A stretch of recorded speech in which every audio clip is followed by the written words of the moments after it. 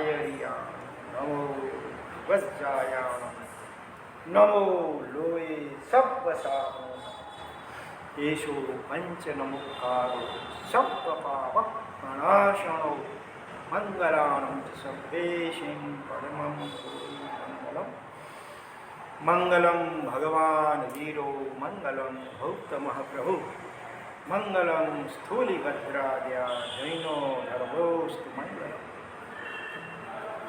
શાંત પ્રાજ્ઞવરો ભક્તા ગચ્છાધીશ સુસંયમી સૂરીશ્વરો ગુણાબ્દેશ્યા સંગવૃદ્ધૈ સદોદ્યમી શારદા શારદાંબોજ વદના વદનાંબુજે સર્વદા સર્વદા સ્માકં સન્નિધિં સન્નિધિં ક્રિયાત અજ્ઞાનતિમિરાંધાનાં જ્ઞાનાંજનશલાકયા નેત્રમુન્મીલિतं येन तस्मै श्रीगुरवे नमः। ॐ ऐं नमः। ॐ ह्रीं नमो नारायणाय।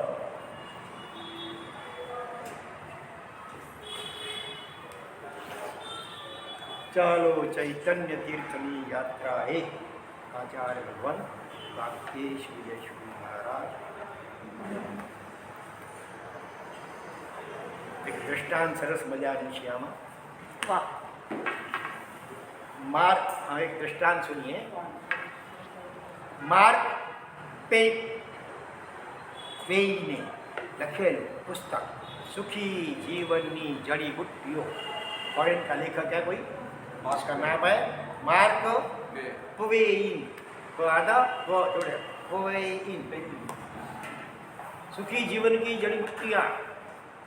इसमें सुखी जीवनના ઘણા રસ્તાઓ બતાવ્યા છે। આ પુસ્તક એક ચોરના હાથમાં આવ્યું। किताब एक चोर के हाथ में, कारण कि पुस्तक बेस्ट सेलर बनेलू।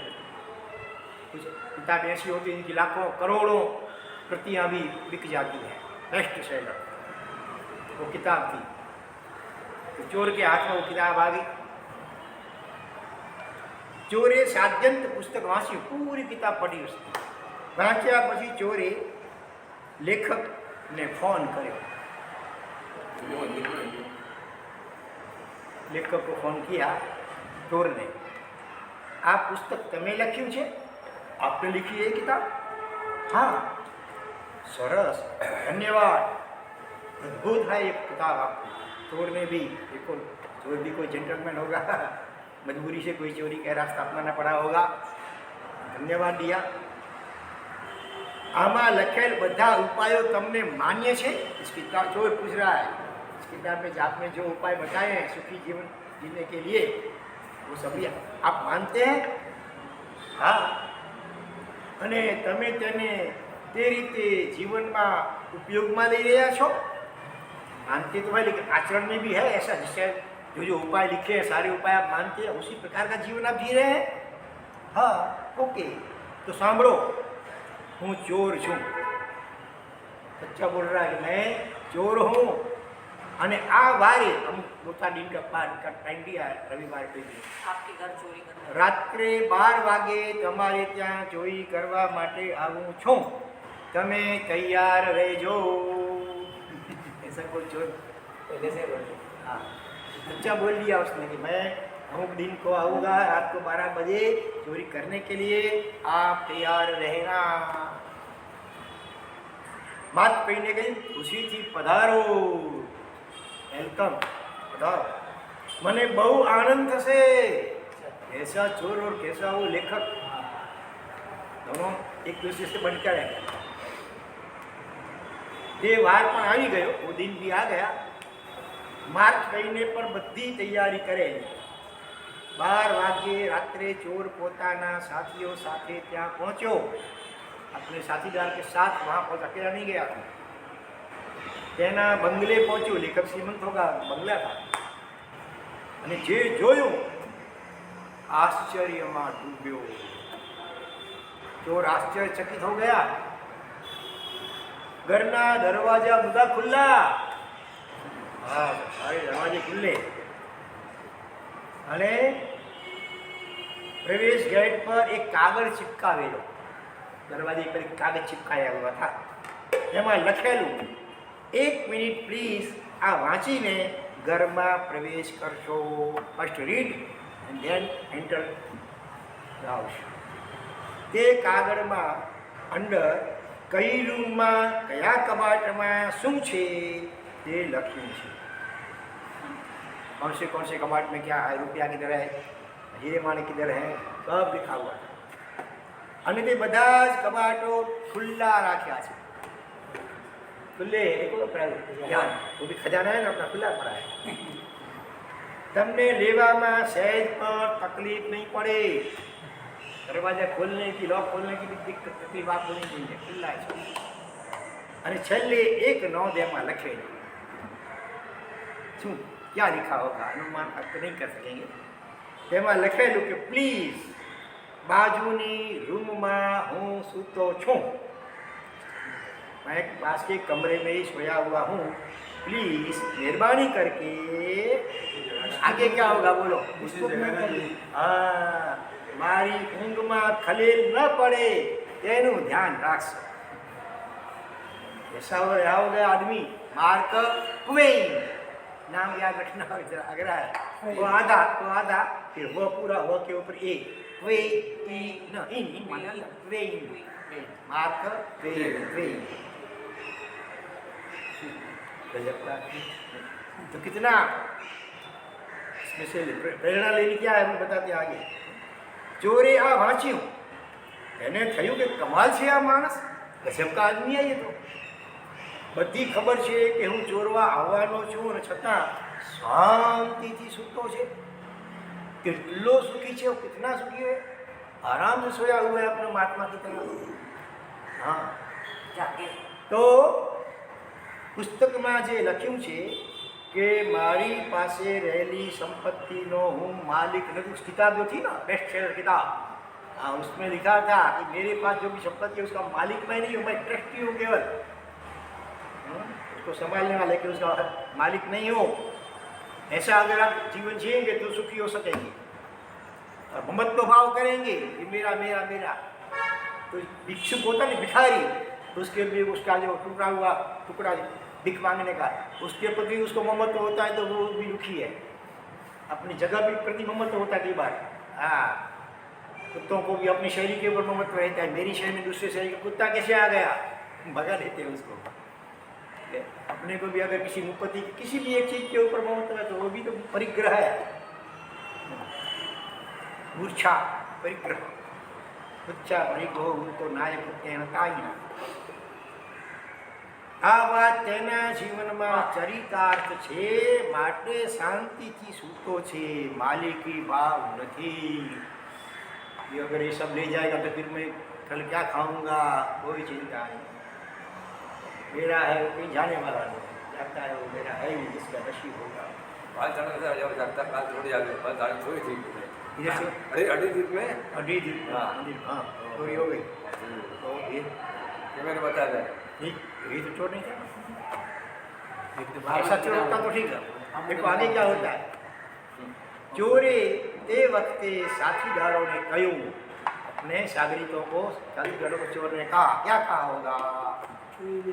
हाँ, પાછા વળો, પીછે લौट जाओ, કશું લૂંટવાનું નથી, कुछ भी नहीं लेने का है. અને તે કાગળમાં લાલ અક્ષરે एक पंक्ति लखी હતી. फिर चोर ने लाल पेन से अपनी ओर से एक पंक्ति लिखी. क्या लिखी? श्रीमंतोने ત્યાં ઘણીવાર ચોર્યું છે, પણ આજે એક સાચા શ્રીમંતને ત્યાં આવ્યો છું અને ચોર્યા વિના પાછો ફરું છું. आज एक वास्तविक श्रीमंत, बाकी तो नाम मात्र के श्रीमंत, बाकी तो गुलाम, लक्ष्मी के गुलाम होते हैं ना, उसको केवल संभाल के रखते हैं, साधते हैं, उसका उपयोग तो करते नहीं है. तो करोड़ों अरबों किस काम के. तो सच्चे श्रीमंत के पास आज पहली बार आया हो, और बिना कुछ लिए मैं वापिस स्वेच्छा से जा रहा हूँ. पर प्रत्येनी मालिकी भाव आटलो ઓછો થાય તો પણ કેવી શાંતિ અનુભવાય છે. તો સમસ્ત પર પ્રત્યેનો માલિકી ભાવ જાય તો કેવી સમાધિનો અનુભવ થાય? सकल विभाव उपाधि थकी मन ओसर्यो हेला, जिसके अनुसंधान में ये दृष्टांत दिया हुआ है। सब प्रभाव है, अपना कुछ नहीं है, व्यवहार से ठीक है, बोलना पड़ता है, लेकिन भीतर में भाव नहीं आना चाहिए। ये मेरी बेटियाँ, ये मेरी पत्नी, ये मेरा घर, ये मेरा ऑफिस, दुकान, मेरा स्टाफ, व्यवहार से तो बोलना पड़ता है, लेकिन भीतर में जाकर नहीं चाहिए ये मेरा कुछ भी नहीं है इसमें। तू नहीं केरा, कोई नहीं तेरा, क्या करे मेरा मेरा? तू किसी का नहीं है, कोई तेरा नहीं है, फिर मेरा मेरा मेरा क्यों कर रहा है? तेरा है सो तेरी पास है, कि वास्तव में जो तेरा है ज्ञान आदि गुण आनंद वगैरह तो अपने पास भीतर में ही है, उसको तो कोई चोर ले भी नहीं सकता है। खबर सब अनेरा, बाकी सब जो कुछ भी है वो पर ही है, पर तो एक दिन जाने वाला है। या तो हम बैठे रहेंगे वो चला जाएगा, या वो पड़ा रहेगा और हम चले जाएंगे। इसीलिए ममत्व रखेंगे तो दुखी हो, सच्चे अर्थ में सुखी होना है ना, तो कोई भी पर पदार्थों के प्रति, कोई चीज़ के प्रति, शरीर के प्रति, कपड़ों के प्रति, किसी भी पर आत्मा और आत्मा के गुण ज्ञान आदि, इसके सिवाय किसी के प्रति ममत्व भाव मत करो। ये शिष्य मेरे संतान पे कुछ भी मेरे मेरा मेरा कुछ नहीं है, खाली याद आए थे, खाली याद। सिकंदर भी क्या ले गया इतना, पूरी दुनिया को युद्ध करके कितना लूटा, कुछ नहीं चला बाद में। तो ये है विभाव दशा उपाधि, उससे पीछे लोग ने कहा है दृष्टान। हाँ, शॉर्ट साथ वाले लेते हैं। दूसरा एक दृष्टांत सुनिए। संत शिष्यों ने बोध आप ही रहा था। एक संत अपने शिष्यों को उपदेश दे रहे थे। संतना हाथ में एक रूमाल હતો, નૅપકિન या कुछ हैंडकरचीफ था। संते रूमाल में 5 ગાંઠો લગાવી, ગાંઠે લગાવી 5, અને શિષ્યોને કહ્યું આ રૂમાલમાં 5 ગાંઠ લગાવવામાં આવી છે, તે તમે બધાએ જોઈ છે। आपने देखा मैंने 5 ગાંઠે लगाई। अब मैं आपको प्रश्न पूछ रहा हूँ कि जब इस रूमाल के अंदर गांठें नहीं थी, उस वक्त भी आपने रूमाल को देखा था, अभी गांठ युक्त भी हो गया तब भी आप उसको देख रहे हैं, बराबर है? तो इस दोनों वृंदावनों में कुछ फर्क है कि नहीं है? बोलो जरा। छोटा हो गया तेमा स्वरूपगत शू फर्क है? वास्तव में ओरिजिनली उसमें कुछ कम नहीं हुआ है, कुछ जुड़ा हुआ नहीं है। स्वरूपगत कोई फर्क वास्तव में तो उतना ही हुई है, ये टुकड़ो है, पर्याय थोड़ा चेंज हुआ है, जगह तो वही है, अवस्था में थोड़ा चेंज हुआ है, थोड़ा मूल बात तो वो बात नहीं है। एक विद्वान शिष्य कहूँ संत जी रूमाल तो तेनो तेज छे, तेमा स्वरूपगत कोई फर्क नहीं, वही रूमाल है, उसमें कोई वास्तव में मूल स्वरूप में कोई फर्क नहीं हुआ है। हाँ, जो फर्क देखाय छे ते बाह्य दृष्टि छे, थोड़ा सा फर्क दिखता है, वो केवल बाह्य दृष्टि से है। स्वरूपनी दृष्टिए रूमाल एनो एज छे, जे पहला હતો એજ અત્યારે પણ છે। एक राजा, उसका एक राजकुमार और एक राजकुमारी, तो संतान थे। तो समझ लो राजकुमार वो मुगट था, राजकुमार को वो बहुत प्रिय था, और राजकुमारी को कुछ दूसरे सोने के गहने की जरूरत थी पहनने के लिए, चूड़ियाँ वगैरह समझो। तो वो जो मुगट था उसको पिघला करके उसी में से चूड़ियाँ बनवाई गई। तो उसको दुख होता है राजकुमार को, इसको खुशी होती है, और राजा दोनों अवस्था में समता में है, समझता है सोना तो उतना ही उतना है, केवल ये पर्याय बदला है, उसको तो कीमत से मतलब है। तो मूल द्रव्य को देखते हैं तो समता में रहते हैं, पर्याय के प्रति फोकस होता है, तो कभी खुशी कभी ना खुशी, राग और द्वेष होते हैं। सभी में मूल द्रव्य समान है, आत्मा जितने जगत के जीव है सभी भगवान स्वरूप है, उसके ऊपर फोकस होना चाहिए। रियल और रिलेटिवली नागेश है, ये गांधी भाई है, रिलेटिव और रियली तो सभी शुद्धात्मा भगवान है। दोनों ख्याल में रहना चाहिए। बोलने व्यवहार में तो बोलने में तो रिलेटिव जो है वो बोलना पड़ेगा, उसी वक्त भीतर में समझ और जागृति होनी चाहिए। सभी भगवान है, शुद्धात्मा भगवान है, रेवरेंस फॉर लाइफ, सभी के प्रति आदर, जहाँ जहाँ जीवत्व वहाँ वहाँ रेवरेंस माने आदर होना चाहिए। चाहे अपना वो स्टाफ का कोई तनख्वाह लेने वाला आदमी क्यों ना हो पगार का, उसी में भी भगवान देखना है। हमारे यहाँ परिश्वर में कल्प सूत्र जो पढ़ा जाता है, तो इसमें ऐसा वर्णन आता है, जब भगवान महावीर का जन्म हुआ, उनको खबर मिली राजा को, तो सिद्धार्थ राजा ने अपने कौटुंबिक पुरुषों को बुलाया और फिर उसको आदेश दिया कि जरा राजसभा को बराबर सजाओ, सब पूरे नगर में खबर दे दो वगैरह वगैरह। लेकिन सब नौकर से नौकरों को बुलाया, सेवकों को बुलाया, दास को बुलाया, ऐसा सब नहीं है। कौटुंबीय पुरुष माने कौटुंबिक पुरुषों को बुलाया। कुटुंब जैसे कुटुंब के सभ्य जैसे वो रखते थे उनको, सेवकों को, नौकरों को भी। पहले के ज़माने में लोग इतने जीवों के प्रति आदर वाले, किसी के भी तुच्छकार का भाव नहीं, हीनता का भाव नहीं। ठीक है, ये तो नौकर है, ऑर्डर करके बाद मत उसको डांटते हैं, ऐसा नहीं था। उसको भी प्यार से बुलाते हैं। तो क्योंकि सभी में वो भगवान को देखते हैं। संते कहूँ बंधन के मुक्ति बन्ने अवस्था में स्वरूप तो तेनु तेज छे। अभी हम संसारी अवस्था में कर्म से लिपटे हुए हैं, कोई सिद्ध परमात्मा कर्म मुक्त हो चुके हैं। अवस्था भेद है, बाकी वास्तव में मूल द्रव्य जो है आत्म द्रव्य दोनों का समान है। एમાં સ્વરૂપગત કોઈ ફરક નથી। વિભાવ દશા સ્વરૂપ સંસાર पर्याय છે। संसार अवस्था में है हमारी विभाव दशा है, स्वभाव दशा स्वरूप मोक्ष, मोक्ष भी एक पर्याय है। जैसे संसार भी एक पर्याय, संसारी अवस्था, वो मोक्ष की मुक्त अवस्था, तो मोक्ष भी एक पर्याय है। परंतु बन्ने एक अवस्था स्वरूप छे। मूल आत्मा दोनों में वही है। बन्ने अवस्था समय आत्मानु त्रैकालिक ध्रुव स्वरूप तो तेनु तेज छे। जैसे मुगट या चूड़ियाँ, सोना तो वही उतना ही है। इसी प्रकार से चाहे संसार में अभी हैं, कर्म से लिप्त हैं, जब कर्म से मुक्त हो जाएंगे तो जो जो हो चुके हैं, तो आत्मध्रव्य तो वैसा ही है, खाली बाह्य अवस्थाओं में फर्क है।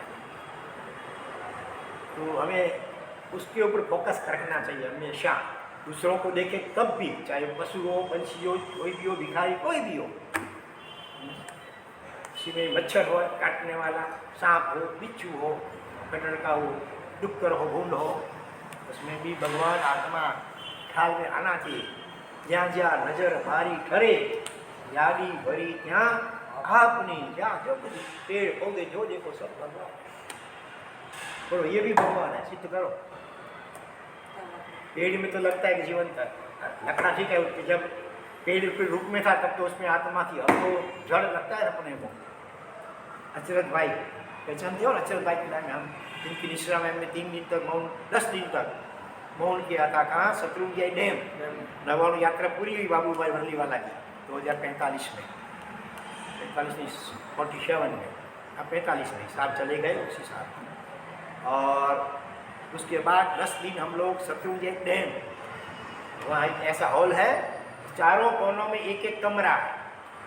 तो महात्मा अचरत भाई नाम के एक बार आबा ब्रह्मचारी साधक हो गए, नंदी भाई के साथ में बहुत समय रहते, 8-9 घंटे दिन में ध्यान करते थे। पूर्व जन्म के विशिष्ट साधक आत्मा थे। उनकी बहन अभी भी बोरीवली में है, प्रश्नों सुबोधिनी बहन जो है ना, प्रश्नों का जवाब देते हैं, वो अचरत भाई की सगी बहन है। तो सुबोधिनी सतीश मसाई, हाँ मसाई बस पढ़ाए उनका प्रश्नोत्तरिका। तो क्या है नाम, उसका ग्रंथ का नाम क्या है? प्रश्नोत्तर नाम है। तो उनके मार्गदर्शन के मुताबिक चारों कमरे में एक एक हम रहे थे। एक कमरे में मैं था, एक कमरे में धर्मरत्न महाराज थे, एक कमरे में हमारे संसारी भाई दीपक भाई थे, और चौथे कमरे में देवरत्न चौथे कमरे में देवरत्न थे, तो मेरे ख्याल से अंदर नहीं बैठे थे। तो सेवा में सेवा हाँ जयवर्धन जयवर्धन जयवर्धन अच्छा चलो। तो 10 दिन तक कुछ नहीं करने का, भीतर में अपने को भीतर उपयोग तो भीतर में रखने का, कोई जप नहीं करना है, कोई प्राणायाम कुछ नहीं, केवल अपने को भीतर में उपयोग को बार बार लगाना है। उसमें जब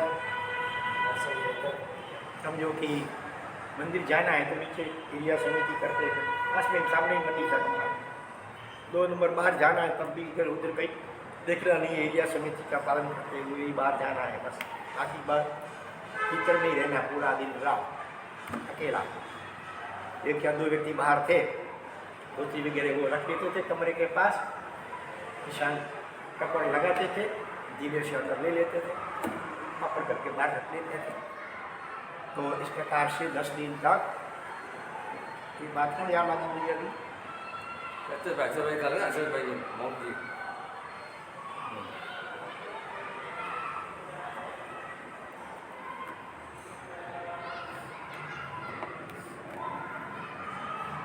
कि चलो आएगा तो कहेंगे। तो ऐसी साधना 10 दिन तक करने की थी। 2 या 3 दिन रहे अंदर, फिर नहीं रुक पाए तो हाँ। तो उन्होंने एक बात हम कही, शिविर पूरी हुई ना, फिर हम जा रहे थे तो साथ में ही थे, डामर की रोड, डामर का रोड, हमारा से बोलो इधर भी है ना, हिना सर्वम इदम जगत, पूरा जगत किन स्वरूप है, किस अपेक्षा से। हिंदुओं में भी कहा जले विष्णु थले विष्णु, विष्णु पर्वत मस्तके सर्वमिदम विष्णुमयम जगत। इस हिसाब से तो कहा उन्होंने, फिर जवाब दिया निगोद के जी हाँ कि निगोद के जी तो सर्वत्र है, इतनी कोई जगह बाकी नहीं है कि जाना हो।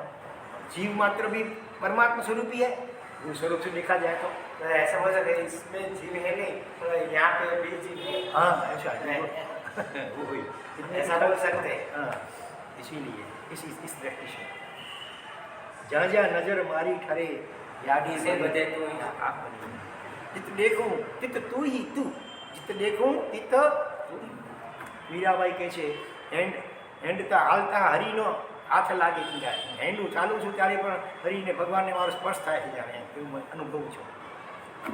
रसायन निरीक्षण रसायन होती है, ये बौद्धिक बौद्धिक चर्चा का विषय नहीं है, वो अनुभव निरीक्षण होता है, एक प्रकार का विशिष्ट पागलपन होता है, नशा होता है।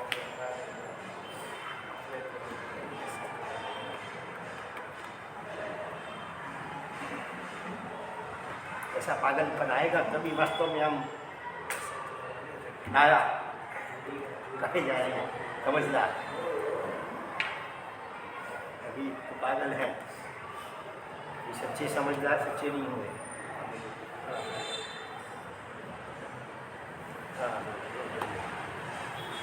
विभाव दशाना समये पर मूलभूत त्रैकालिक स्वरूप तो अंदर छे।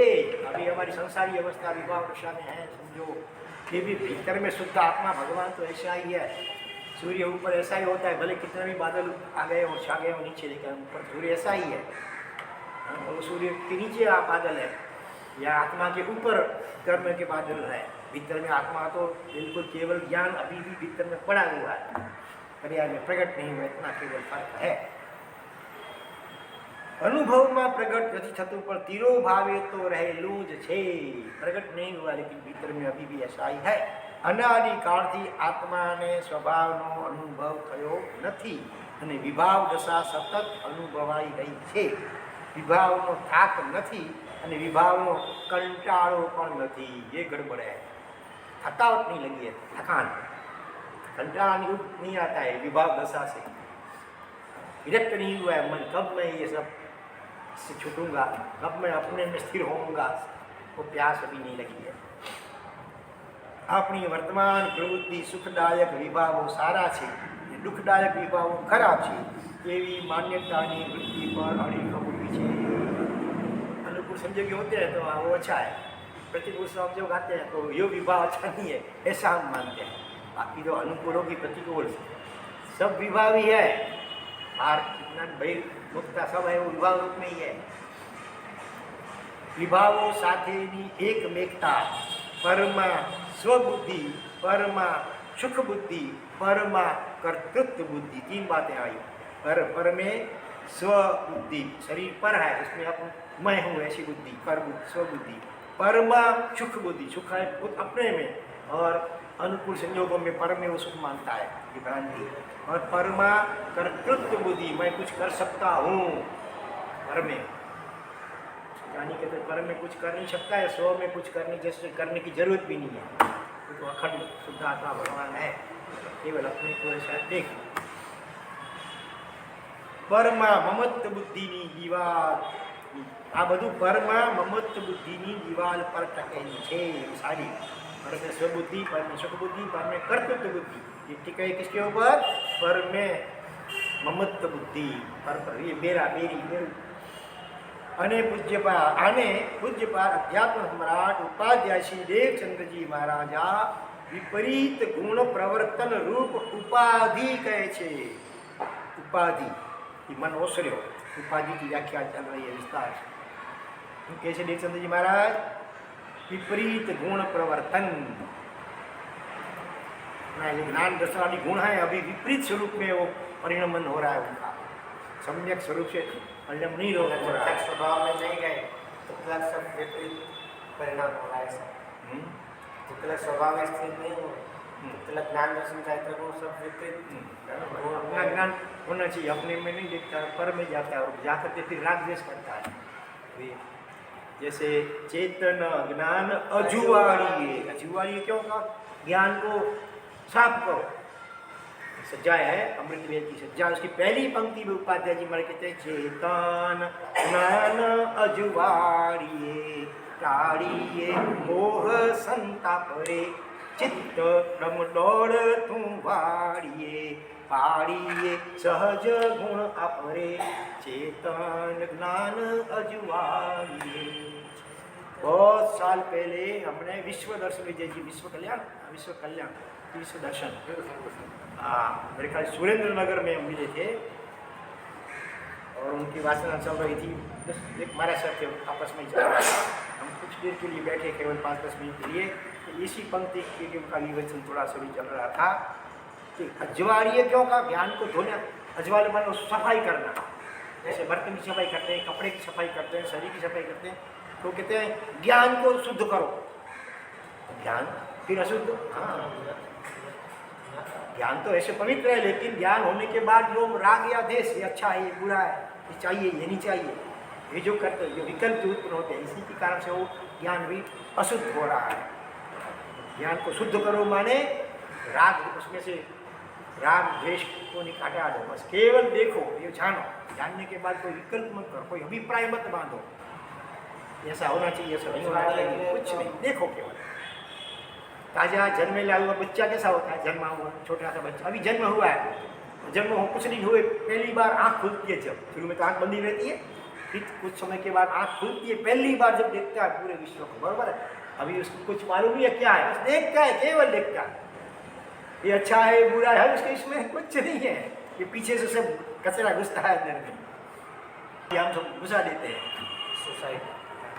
वो तो गट्टी भी करेगा, उसमें हाथ भी डालेगा, उसके लिए वो बुरा नहीं है, पदार्थ है बस, जो है पदार्थ है, शाम भी पड़ा होगा तो उसको पता निकल जाएगा, उसके मन में कुछ नहीं है।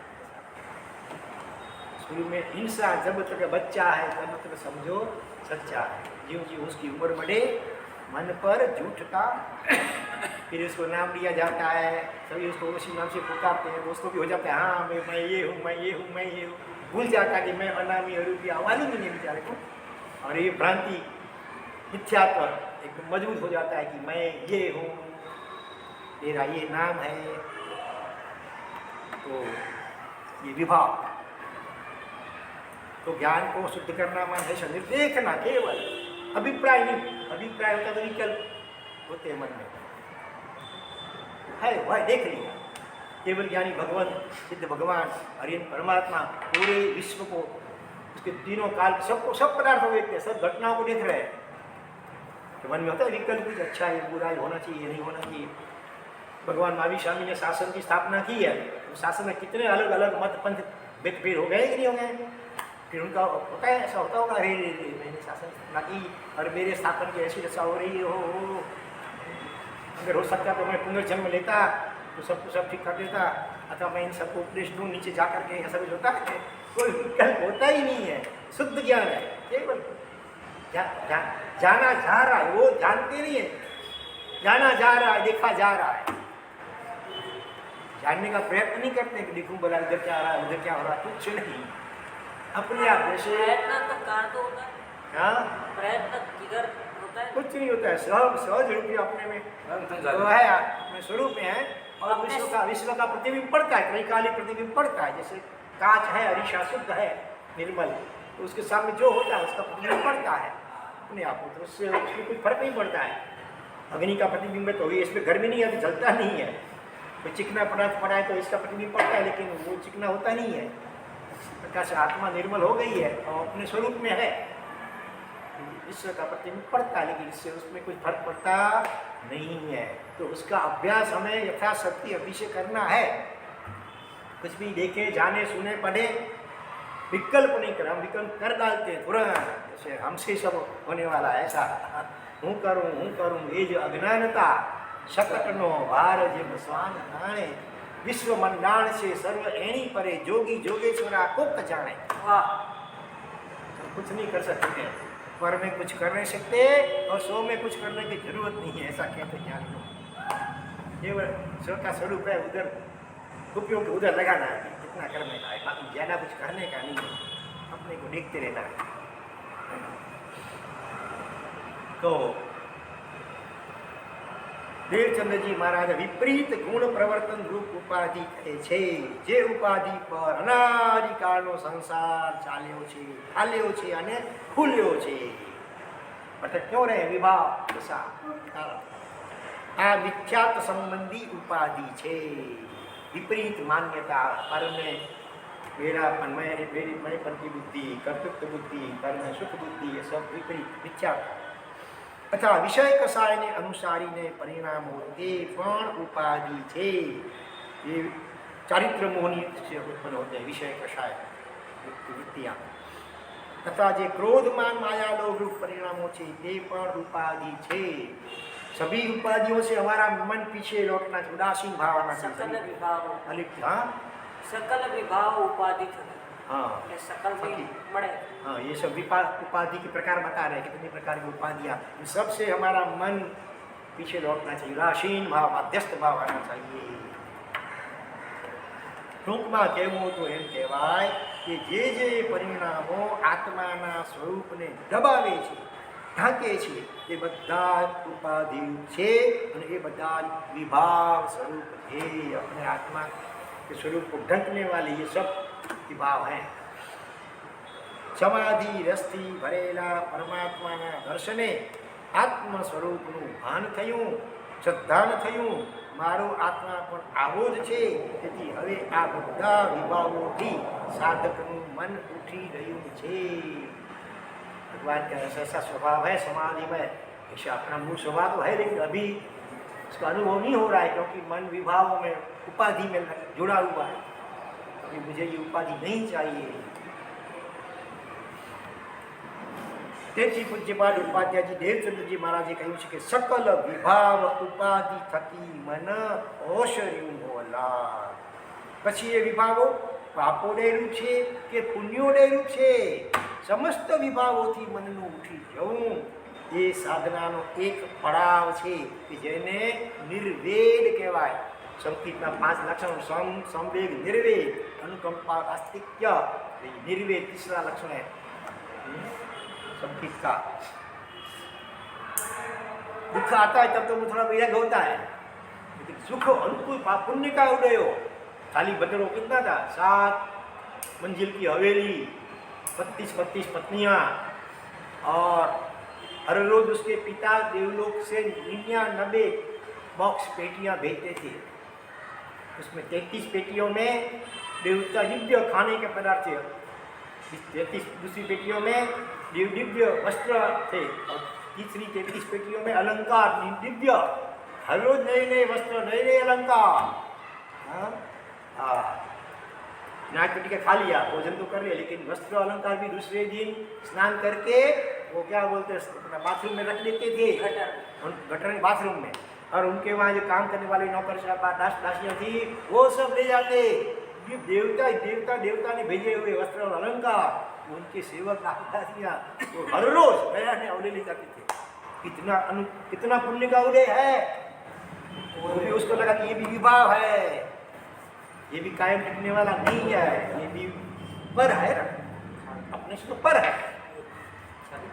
केवल निमित्त कितना हुआ?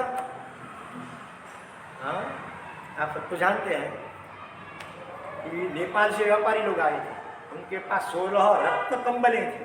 रत्न कंबल कैसी होती है? शीतकाल में उसको ओढ़ो तो बिल्कुल ठंड नहीं लगती है, गर्मी के दिन में ओढ़ो गर्मी नहीं लगती है, ठंडक लगती है। और चैत्र मास में रेन कोट का काम करती है, दिखते नहीं है। और 1.25 लाख स्वर्ण मुद्रा एक की कीमत होती है, इतनी महंगी होती है। तो सैनिक राजा के पास गए, दाम जाना तो वो बोला मैं इतना महंगा आपको नहीं लेना है। उसकी पत्नी चिल्ला रानी पटना रानी, उसको तो जरूर इच्छा थी, फिर भी राजा ने नहीं लिया। ये जो धन है प्रजा के लिए है, अपने मत्स्यों के लिए नहीं है, नहीं लिया। तो बेचारे निराश हो गए और एकदम आपस में बात करते थे, अरे ये कैसा ये राजा निकला, हमने सोचा था कि राजा उड़ा रहा है सब खरीद लेगा, एक भी नहीं लिया, अब दूसरा कौन लेगा, राजा नहीं लिया तो अरे रे। ऐसी बातें करते जा रहे थे। सेठानी ने सुना, शालीभद्र की माँ ने, भद्रा सेठानी ने दासी को भेजा, उसको बुला के लाए। अरे भाई क्या बात है? अरे क्या बाजी जाने दो ना। अरे बात क्या है आपके पास, क्या है बोलो, बात क्या है? हमारे पास रत्न कंबल है। कितने रत्न कंबल है? अरे कितने क्या, एक भी तो बहुत है, हमारे पास 16। अरे 16 नहीं, मुझे 32 चाहिए, मेरी 32 पुत्र वधुएं हैं, सबके लिए एक एक चाहिए। अरे माँ जी पहले कीमत तो पूछो। अरे कीमत जो तुम बोलो सो, जो बोलो उससे मैं अधिक दूंगी, लेकिन मुझे 32 चाहिए। माँ जी माफ़ कर रहा, हमारे पास 16 है। वो तो बहुत चक्के रह गए, ऐसे देखते रह गए, इससे सामान्य है और इतनी बात कर रही है। चलो 16 तो 16।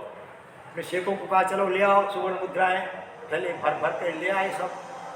तो देखते ही रह गए और उनके सामने 2 टुकड़े कर दिए सभी रत्न कमल के। 32 पत्नियाँ थी ना, ये 16 रत्न कमल है। हाँ, और उन्होंने भी क्या किया, स्नान करने बाद शरीर को पहुँच करके रख दिया बाथरूम में। ऐसे इतना पुण्य का उदय था। तो जब उसकी दासी वो भी राजमहल में काम करती थी, रत्न कमल उठ करके गई थी, तो शिलना रानी ने देखा, अरे ये तेरे पास कहाँ से आया? तो उसने सारी बात बताई, हमारी सेठानी ऐसी है। तो अपने पति को कहा, राजा को, देखो आपने मुझे एक खरीद नहीं किया, उन्होंने तो 16 ले ली और उसके भी 2 टुकड़ा कर दिए। अच्छा, ओहो ऐसा कैसा है, देखूँ चाहिए। तो देखने के लिए राजा खुद आते हैं शालीभद्र के हवेली को देखने के लिए। वो तो 7वीं मंजिल पे हमेशा रहता था, दिन का उदय होता होता पता नहीं। 32 पत्नियाँ और ऊपर था। व्यापार की चिंता नहीं थी उसको, वहाँ संभालती थी सब। जो बीजो मारो एड़ो वो जो 500 हाथी हरी फेरी सके। अच्छा, दूसरा उसी में 500 हाथी, 500 खाली बीजो मारो एड़ो वो जो 500 हाथी हरी फेरी सके। 500 हाथी आराम से उसे घूम फिर सकते हैं, इतना विशाल दूसरी मंजिल उसकी थी, केवल हाथियों के लिए मंजिल। विशाल में क्या कि शालीभद्र चरित्र में आता है, वर्णन है, शालीभद्र चरित्र में वर्णन आता है विस्तार से। इतना लो, अरे जैसे महाभारत में आता है ना, जमीन होता है लगता है कि पानी है, पानी होता है लगता है कि वो जमीन है। हाँ, वो राजा की एक मुट्ठी पड़ गई। हाँ, तो दूसरा थाल भर के लाया, उससे भी इतनी देवता दिव्य होती है तो कैसी होती है। राजा भी चकित रह गया और माँ ने बुलाया, बेटा शालीभद्र नाम था, शाली नीचे आओ, देखो सैनिक आए हैं। वो समझा कि सैनिक कोई जहाज का नाम होगा, उसमें माल आया होगा विदेश से। तो उसने कहा इसमें मुझे क्या बुलाने की जरूरत, आया है तो उसको गोदाम में डाल दो, अरे बेटा ये हमारे नाथ हैं, हमारे स्वामी, हमारे राजा हैं। निशा नाथ शब्द या स्वामी शब्द सुन करके वो चिंतन में चला गया। ओ अभी भी मेरे ऊपर कोई ऊपरी नाथ स्वामी है, मैं तो समझता था कि मेरा जैसा कोई सुखी नहीं और मेरे से ऊपर कोई नहीं होगा। ओहो, तो मेरा पुण्य इतना अभी कमजोर है। तो इस नाथ या स्वामी शब्द सुनते ही चिंतन में चले गए। नीचे आए, राजा प्रेम से उसको भेंट पड़े, जब उतना शरीर उसका सुकोमल था, उनके पसीने पसीने होने लग गए। राजा की घर भी शरीर का सहन कर पाया। माँ ने कहा, राजन मेरा बेटा सुकोमल है, इसको छोड़ दीजिए। वो तो सीधा ऊपर भाग तो गया, लेकिन अब चिंतन चला गया तो फिर ये मेरा पुण्य कमजोर है, बस मुझे अभी पुण्य बढ़ाना है और मुझे भगवान के पास चारित्र स्वीकारना है। देखो आप पुण्य उन्हें इतना था, इससे अधिक पुण्य क्या हो सकता। मनुष्य भाव में भी देवता ही हर रोज नई नई सब वस्त्र अलंकार खाता था। फिर 32 पत्नियां, कमाने की कोई चिंता नहीं, शरीर एकदम स्वस्थ है। फिर भी समझ गया कि सच्चा सुख नहीं है, कच्चा है। सच्चा नहीं है, कच्चा है। सच्चा सुख जो है उसको पाने के लिए निकल पड़ा। हाँ, तो उसने अपनी पत्नियों को माँ को कहा कि बस मुझे अभी भगवान के पास दीक्षा लेनी है। अरे वो रोने लगी सब कि हमारा क्या कौन वगैरह वगैरह।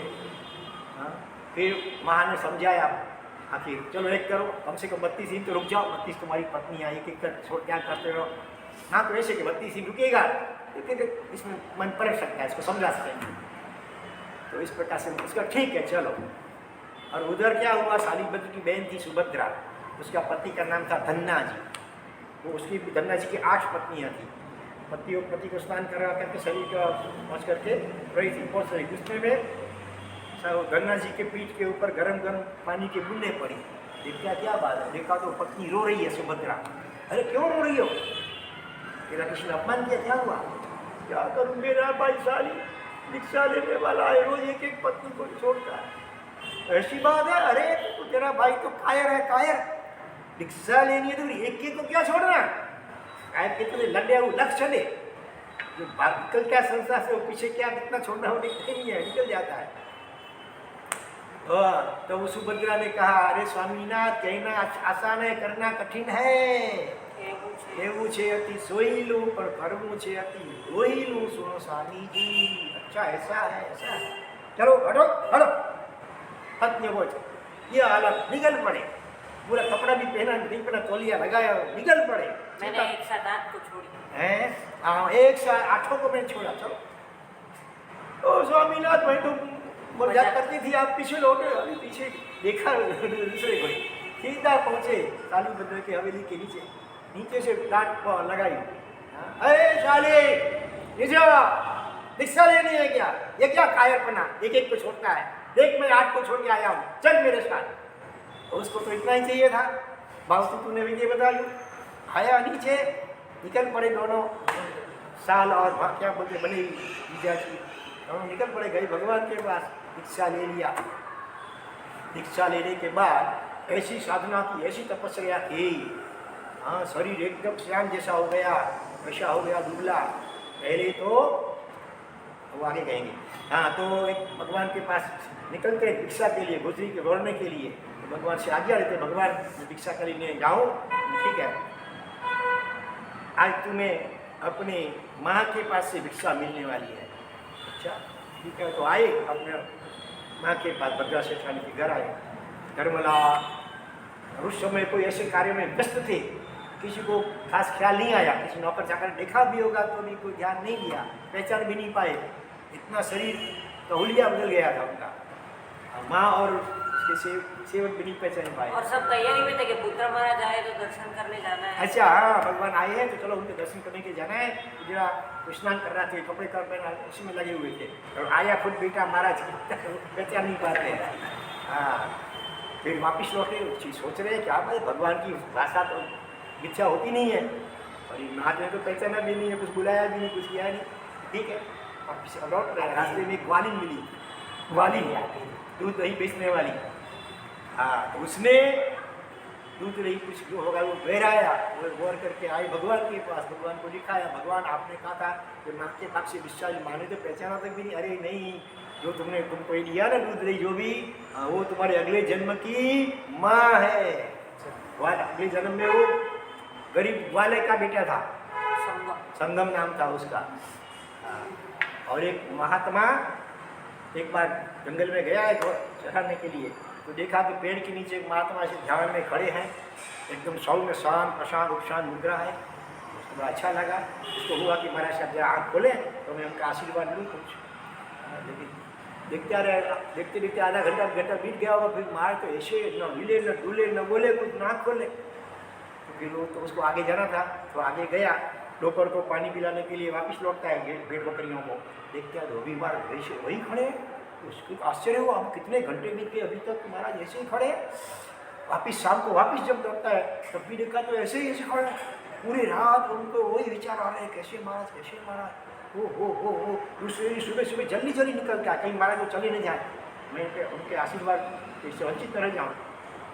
दूसरे दिन तो वो भी वैसे ही खड़े, पूरा दिन भी ऐसे ही खड़े। उसका तो आश्चर्य और अहोभाव उत्तरोत्तर दिनों दिन दुगुना रात चौगुना बढ़ता ही जाता है। ऐसे करते करते पूरा 1 महीना बीत गया और अहोभाव और आश्चर्य बढ़ता ही जाता है। वो मासक संवत जिन कल्पी मुनि कहे जाते हैं। महीने 2 महीने 4 महीने उपवास करके खड़े रहते हैं, बैठते भी नहीं, लेटते भी नहीं, सोते भी नहीं है। तो 1 महीना पूरा हुआ और अभी पालना करने के लिए, गोद भिक्षा के लिए निकले हैं। और संजोग वसात उसी वाले के घर के सामने शहरी से गुजर रहे हैं। उसने देखा चौड़ा वो, अरे 100 मुनि शब्द है, 100 मुनि और वे महात्मा जिनका मैं दर्शन 1 महीने से ऐसी स्थिति में कर रहा। ये प्रसंग बड़ा कम प्रसिद्ध है, लेकिन प्रद्युम्न सूर्याचार्य भद्र मुख से हमने सुना है। 100 मुनि घोड़ा, ओ महाराज मेरे घर। भाव दिख करके पधारे महाराज। और इधर क्या हुआ था, उसी दिन उस त्योहार का दिन था तो सभी बच्चों ने खीर वगैरह खाई थी। अथवा कोई त्यौहार ऐसे होते उसमें अमुक पदार्थ ही ज़्यादा, अभी पुष्य नक्षत्र गया तो कल सफ़ेद, लोगों में ऐसी मान्यता कि सफ़ेद मिठाई, तो किसने खीर बनाया, किसी ने श्रीखंड बनाया था, किसी ने कोई काजू कतरी वगैरह। तो लोगों ने, बच्चों ने खीर खाई थी। तो सभी आपस में बोले लगे, तुमने क्या खाया? मैंने खीर खाया, मैंने खीर तो इतनी अच्छी थी। उसको पूछा कि तुमने क्या खाया? वो तो बेचारा गरीब था, उसको तो छाछ और बासी रोटी और छाछ मिलती थी। तो बेचारा शर्मा गया, अरे तेरे को खीर नहीं मिली, आज भी नहीं मिली खीर। हुआ घोड़ा आया घर पे, माँ को बोला, माँ मुझे खीर खानी है। अरे बेटा, हमारे नसीब में तो ये बासी रोटी थोड़ा छाछ मिल जाए वो भी बहुत है, तुम्हारे पिता तो है नहीं, तो मैं खीर तुमको कहाँ से खिला पाऊँ? छोटा बच्चा क्या समझो, तो रोने लगा जोर जोर से। उसको रोते हुए देखकर माँ को भी आंसू रोने, वो भी रोने लग गई। उनकी आवाज़ सुन करके पड़ोसी सब पड़ोसन आ गई और पूछते हैं क्यों रो रहे हैं, क्या हुआ? वो सारी बात बता दिया, क्या करूँ? इसने जिद पकड़ी है, लेकिन मैं गरीब, मेरे पास कहाँ से?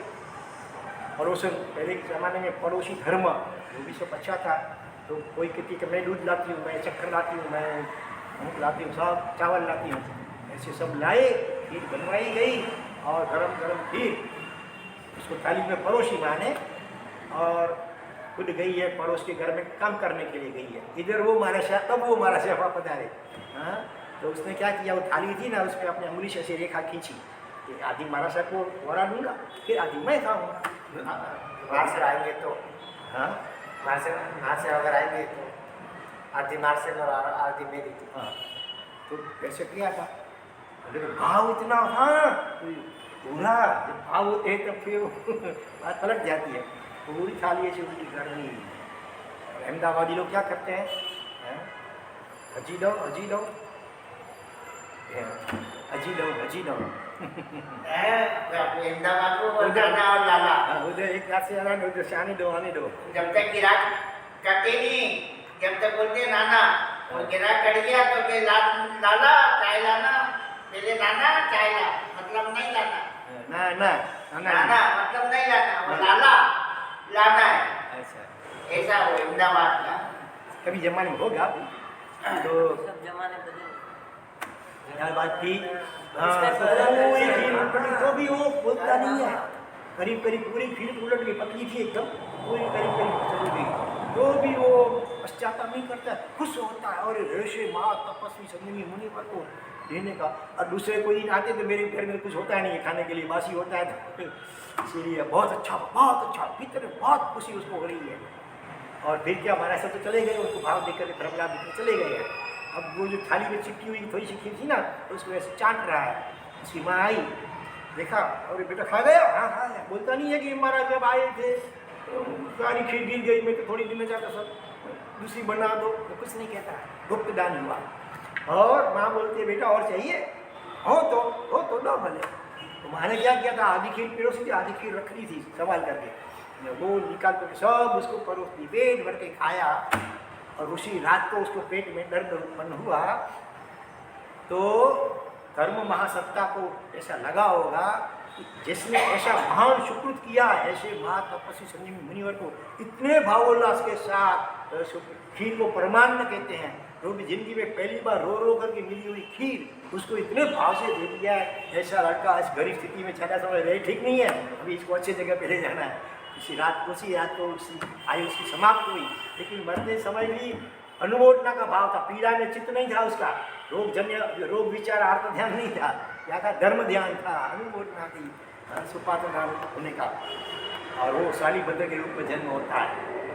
और वो छोटा था, उसके पिता चल बसे स्वर्ग में गए, और पुत्र के प्रति उसको प्यार था, तो हर रोज अपने पुत्र और पत्नियों के लिए 99 बेटियाँ देवलोक से भेज देते। तो भगवान ने कहा कि ये तुम्हारे अगले जन्म की वो माँ है, तुम्हारा जन्म बदल गया, दूसरा भाव आ गया, उसका वही भाव अभी है। फिर आगे चल करके वो अनशन लेते हैं, पूरी जिंदगी के लिए आहार पानी का त्याग, और वही बार गिरी पर्वत राजगृह बिहार में है, झारखंड में, वहाँ कोई शिला है, उसके ऊपर ऐसे लेट जाते हैं, तो सूर्य तपता है, शिला गर्म हो गई है, फिर भी परवाह नहीं करते हैं शरीर की। दोनों जी, गंगा जी और शालीभद्र दोनों। माँ को पता चला होगा, आती है माँ, बेटा महाराज एक बार आँख खोल करके मुझे देखो, बेटा एक बार तो देखो, ऐसी बहुत बोलती है। तो उसका थोड़ा सा अनुराग माँ के प्रति हो गया, जरा आँख खोल कर देखा, बस इतना भले प्रशस्त पौधों को अनुराग थोड़ा हुआ, स्नेह भाव, इसके कारण से आज वो उत्कृष्ट जो देवलोक है सर्वात श्रीमान, उसमें देव हैं, अगले जन्म में मनुष्य बन करके मोक्ष में जा रहे हैं। लेकिन गंगा जी ने आँख नहीं खोली है, वो अपने आत्मभाव में लीन रहे, तो उसी भाव के अंत में उनका मोक्ष हो गया।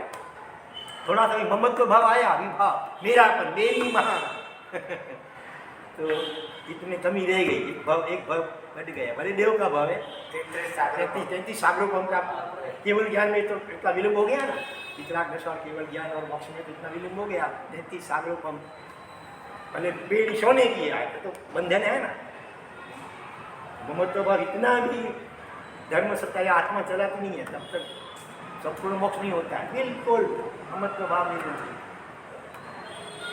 पहले वो आप बोलने वाले थे गुलाब की, हाँ, तो अच्छा याद रखा आपने। तो पहले उनकी स्थिति क्या थी, वो सोते थे ना, तो अपने सैया के अंदर गुलाब की जो पंखुड़ियाँ होती है ना, बिछाते थे, समझो श्रीमंत लोग आज भी करते होंगे कोई, तो कोई पंखुड़ी अगर ऐसी उड़ गई है, हाँ, तो वो भी उसको खुद सी लगती थी, तक चुभती थी, इतना उनका शरीर सुकोमल था। गुलाब की पंखुड़ी भी कोई उड़ गई है तो भी शरीर में चुभती थी।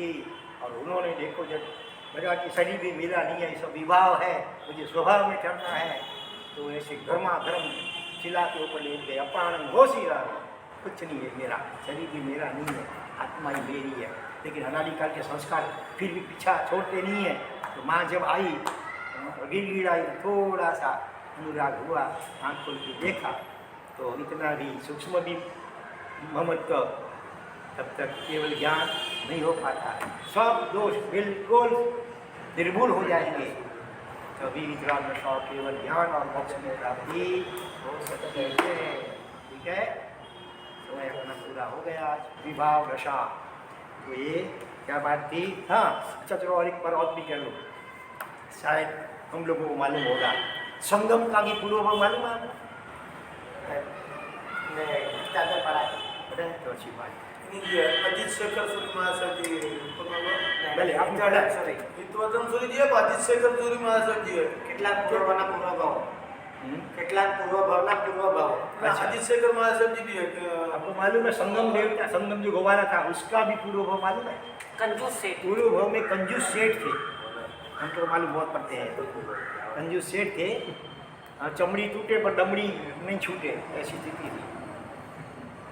तो एक बार हाँ, उनके 4 बेटे थे, चारों की शादी हो गई थी, चारों जो पुत्र वधुएं थी, एक बार पानी भरने के लिए गई होंगी, वापस लौट रहे हैं, रास्ते में बातचीत कर हंसी मजाक कर रहे हैं, सामने से एक डोकरी माँ जी वृद्धा वृद्ध महिला आ रही थी, सिर के ऊपर कुछ गोबर रखा होगा, वो डोकर की टोकरी, और हंसी मजाक करते चलते हैं, तो ख्याल नहीं रहा, किसी का हाथ लग गया उस माँ जी को, तो टोकरी गिर गई, तो माँ जी ने उलाहना दिया, अरे देखती नहीं हो, ऐसे क्यों चलती हो, इतना अहंकार आ गया है क्या तुम्हारे पति या तुम्हारे ससुर ने कभी गांव इतनी संपत्ति होते हुए भी कभी कोई अच्छा काम किया है, कभी गांव जीवन कराया, साफरी में भक्ति करवाए, कुछ किया है? कुछ नहीं किया, फिर भी इतने अहंकार में चलती हो। देखती नहीं हो मेरी जैसी वृद्ध महिला आ रही है और ऐसे चलती हो, तो क्षमा मांगी थोड़ी, टोकरी उठा भी दी होगी, लेकिन फिर उनको सभी को लगा कि बात सही है। माँ जी ने कहा ना, उलाहना दिया, वो बात सही है। हाँ, इतनी संपत्ति होते हुए भी हमारे पति या हमारे ससुर जी ने कुछ भी कभी ऐसा कोई सुकृत किया नहीं है, तो हमें कुछ करना चाहिए, नहीं तो हमारे लिए पूरे कुल के लिए कलंक रूप है। तो चारों ने आपस में ठान ली बात, निश्चय कर लिया। दोपहर का समय हुआ खाने का, चारों के पति घर आए भोजन के लिए, लेकिन शीतला सातम, मालूम है शीतला सातम में कुछ गर्म नहीं बनाते हैं, अगले दिन का वासी रोटी खाते हैं। और मुंह फुला करके बैठ गई है चारों, जैसे नाराज हो गई है। तो पति पूछते हैं क्या बात है आज, क्या तो किसी ने तुम्हारा अपमान किया, हमारे पिताजी ने, माताजी ने, और कुछ? हाँ, नहीं। तो क्या बात है? फिर उन्होंने सारी बात बताई। तो चारों पेटों को भी लगा कि बात तो सही है, लेकिन करें क्या? पिताजी का स्वभाव, पिताजी हमारे वडील हैं, उसको अभी पक्के घड़े पे करने नहीं चढ़ते हैं, अभी उनको समझाने जाएंगे तो वो भी समझ नहीं पाएंगे। पूरी ज़िंदगी जो ऐसे बिताई है कंजूसपन में करने में, तो क्या किया जाए? चारों भाइयों ने मिल करके, where there is will there is way, चारों भाइयों ने मिल करके उपाय ढूंढ निकाला। चुपचाप, किसी को पता नहीं चले कि पुजारी या योग योगा उसको खबर कर दी कि जाओ एक एक घर में जा करके प्राइवेट में सबको निमंत्रण ले आओ। पहले के ज़माने में कोई जाहिर खबर करनी होती है ना, जोर से वो पुजारी या बोलता है सब जगह, लेकिन ऐसा नहीं करने का है। हर घर में जा करके प्राइवेटली सबको निमंत्रण ले आने का है कि अगले रविवार अपने घर इधर सबको जिमाने के लिए बुलाना है। तो ऐसा सब प्रबंध कर दिया। और उसी दिन सुबह चारों बेटों ने मिल करके पिताजी को कहा, पिताजी कितने दिनों से हिसाब ठीक नहीं मिल रहा, कुछ गलती हो गई है, जरा ऐसा करो ना छोटा भाई, और तुम दोनों ऊपर बैठो, शांति से, शांत चित्त से बराबर हिसाब किताब पूरा बराबर कर लो, नहीं तो गड़बड़ हो जाएगी। ऐसे करके पिताजी को ऊपर चला लिया। एक भाई ऊपर गया है और इधर दोपहर का समय हुआ, भोजन का सब लोग आने लगे हैं, छोटे बड़े सभी आ रहे हैं, बच्चे भी ये सब है। तो आवाज़ तो बातें होती है, आवाज़ होती है। तो पिताजी को थोड़ी आवाज़ ऊपर गई, इतने पिताजी, अरे नीचे इतना आवाज़ क्यों होगा? अरे पिताजी इसमें ध्यान दो ना, तो रास्ता है, लोग आते हैं जाते हैं, इसमें ध्यान दो, गड़बड़ हो जाएगी। इतनी मेहनत की है, फिर पानी फिर जाएगा, फिर वापस एक लेग से करना पड़ेगा। ऐसे तैसे करके उनको जोड़ दिया। थोड़ी देर हुई, बर्तन, छोटे बच्चे हैं तो बर्तन में करते रहते हैं, कटोरी और थाली को बजाते रहते हैं। अरे ये आवाज़ क्यों आ रही है? अरे पिताजी छोड़ो, मैं कितनी बार करूँ, इसमें ध्यान लगाओ ना। पिताजी को थोड़ा डाउट तो हो गया, तो फिर भी जैसे जैसे कर रहे हैं। इतने में तो सीरा पूरी भजिया इस परोसने वाला इधर, उनके काम तो इधर ही थे। सीधा उठ गए, सीधा पानी में से झाँका, नीचे देखा, घर के आंगन में भी बहुत लोग होते हैं तो बिठा, घर भी बड़े होते हैं। हाँ इतना हॉल नहीं होगा, आंगन घर का, उसमें बिठा दे।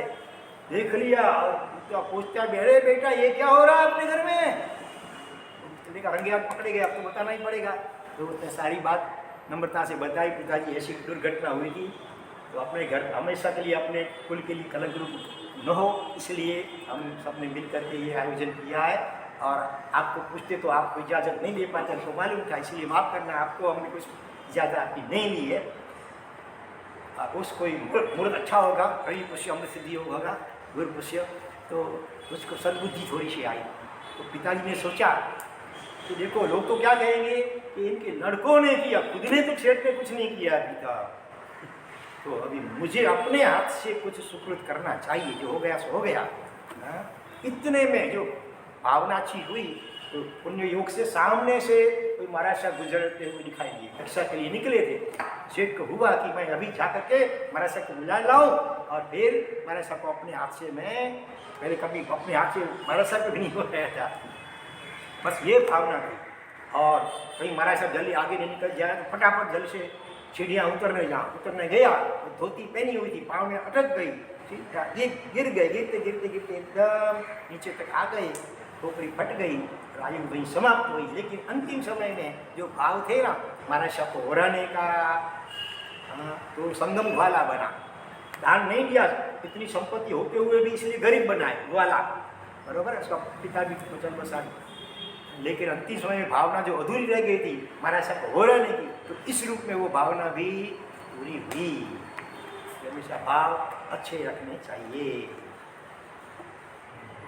साली बदल की पूरी डिटेल्स में आप थोड़ी बात हो गई आगे पीछे की। वो भी आपने सुना था, सो मुनि वो मुनि 1 महीने तक लगातार वो लिखता था।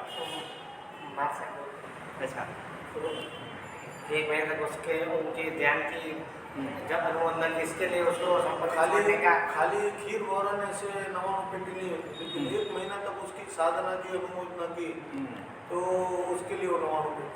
और इसके लिए वो मतलब वो त्याग कर सके तुरंत कि उसके लिए वो लक्ष्मी ऐसी आई कि वो उसको छोड़ के त्याग कर खुद पुण्यानुबंधी पुण्य तो हुआ, लेकिन अनुबंध भी पुण्य का हुआ। और और चिपक नहीं अनुबंध गए, उसमें आसक्ति नहीं हो गई। राज हवेली 32 पत्नियाँ इतनी संपत्ति भी उसको सांप जैसे टेंशन उतार करके छोड़ चले जाता है, ऐसे चला चल जा सके। और अनुमोदना से आंतरिक अनुमोदना की, हम ताली बजाने अनुमोदना करते हैं। और मम्मन सेठ ने भी सिपात दान किया था, लेकिन पीछे से पछतावा किया, हमारे साथ मेरे लड्डू वापिस दो, तो अनुमति प्राप्त हो गया। संपत्ति मिली, लेकिन फिर नरक में जाना पड़ा। इनको संपत्ति मिली और छोड़ करके सारी तो ले सके, बेकावकारी देव बन गए। विशेष अग्रही उसका पापा ने 99 पेटी लोग बेची थी, तो उसका क्या बेटा? उसका पिताजी उसका पिताजी 99 पेटी बेची थी, तो उसका राज क्या कैसे राज? उनको तो पुत्र मोह तो होता है ना, तो याद होता है। तो वो राग की हो नहीं जो घड़ी अपने मुद्दे लोग में आप कौन नहीं डाला है पहली पुण्य हो 99 पेटी होता है जो बहनों की शुद्धि जो को महात्मा जी अनुमोदना क्या हो અને છેલ્લે ખીર વરાય ખીર બી કઈ રીતે વરાય પેન્ડોટી કી નો મુદ્દે ને બેડે વરાય અને અનુમોદના